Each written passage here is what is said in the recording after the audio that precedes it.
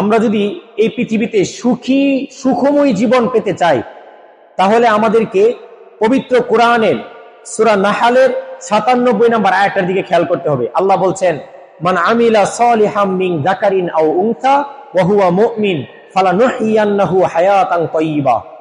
আমার বান্দাবান্দীদের মধ্যে পুরুষ হোক কিংবা মেয়ে, ঈমানদার অবস্থায় যদি সে আমার অনুগত নেক কাজ, ভালো আমল যদি সে পৃথিবীতে করে, আমি তাকে সুখময় জীবন দান করব। সুবহানাল্লাহ।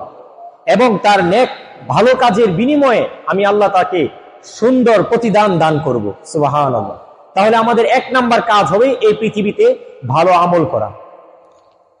আমি অন্যদের মতো বেশি বেশি আমল আপনাদেরকে দিব না, জাস্ট আপনাদেরকে 4টা কাজ করতে বলি।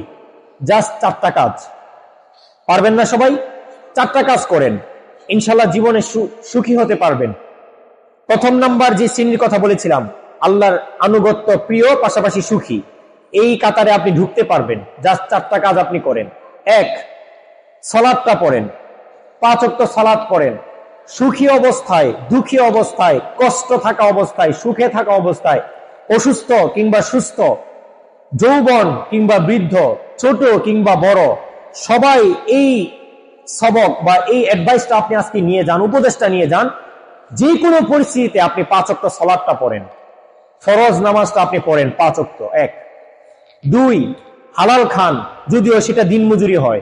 আপনি দিনমজুরি করেন, তাও আপনি হালাল খান। মানুষের টাকা মেরে কোটি কোটি ইন্ডাস্ট্রি, বিশাল বড় বড় প্রপার্টি তৈরি করার চেয়ে দিনমজুরি করে হালাল খাওয়াটা বেটার এই পৃথিবীতে। আপনি হালাল খান, তাও দিনমজুরি করে, সমস্যা নাই কোনো। হালাল ইনকাম করেন, যদিও তা দিনমজুরি হয়, যদিও তা মুচির কাজ হয়, যদিও তা তরকারি বিক্রি হয়, যদিও তা রিক্সা চালানো হয়, কোনো সমস্যা নাই। আল্লাহর কাছে এটা অনেক দামি। মানুষের হাতের কামাই, মানে নিজের পরিশ্রম করে হাতের কামাই, শরীরের ঘাম নির্গত যে হাতের কামাই, এটা হলো শ্রেষ্ঠ হালাল। এই হালাল খেয়ে কোনো বান্দা যদি আল্লাহর কাছে হাত তুলে, এই হাত তুলে আল্লাহর কাছে যেই দোয়া করে, এই দোয়া সরাসরি আল্লাহর কাছে কবুল। বুঝতে পেরেছেন? এই জন্য হালাল ইনকাম 2 নাম্বার, যে কোনো মূল্য হালাল ইনকাম।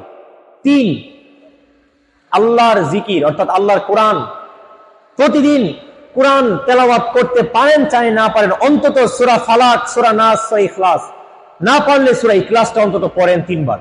তবুও তো আল্লাহর সামনে গিয়ে বলতে পারবেন যে আল্লাহ, আপনার কোরআন থেকে সূরা ইখলাস পড়েছিলাম।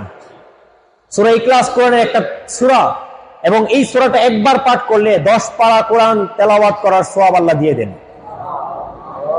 কিছু পারেন আর না পারেন, অন্তত 5 ওয়াক্ত নামাজের পরে সূরা ইখলাসটা 3 বার পড়েন। পারবেন না সবাই?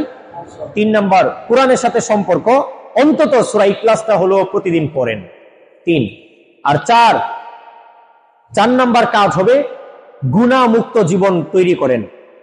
আড্ডা, বিশাল বড় আড্ডা, গীবত, সমালোচনা, এরপরে আপনার ঠাট্টা, মিথ্যা, বিভিন্ন গুনাহের পরিবেশ থেকে নিজেকে বিরত রাখেন। যেখানে গুনাহ হয় বেশি, সেখান থেকে নিজেকে হেফাজতে রাখবেন। যেই কাজে গুনাহ হয় বেশি, ওই কাজ থেকে নিজেকে দূরে রাখবেন। এই 4টা কাজ আপনি করেন, আপনাকে আল্লাহ তাআলা সুখময় জীবন, হায়াতান তাইয়্যিবা, সুখময় জীবন আল্লাহ তাআলা পৃথিবীতে দান করবে।